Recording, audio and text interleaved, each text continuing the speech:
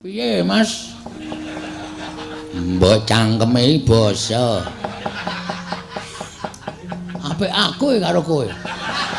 Kok kon basa, apik aku dengkulmu melacot.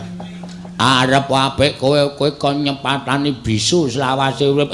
Sing apik nek omong. Sampeyan iku ketoke elek nek omong nyata.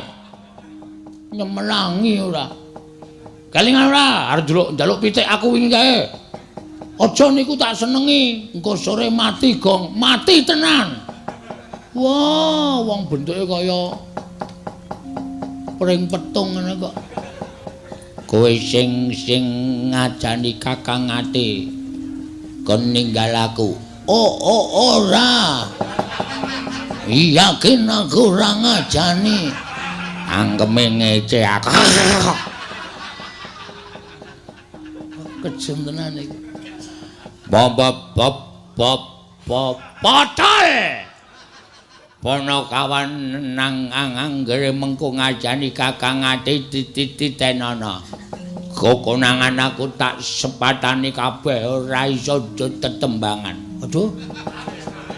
Wah ora iso ora payu iki nang. Titenono wis kono nusula gareng karo Petruk. Aku sing tak curigai ke kowe sing tersangkane. Tunggu pembalasanku. Kirei ngece kowe ya.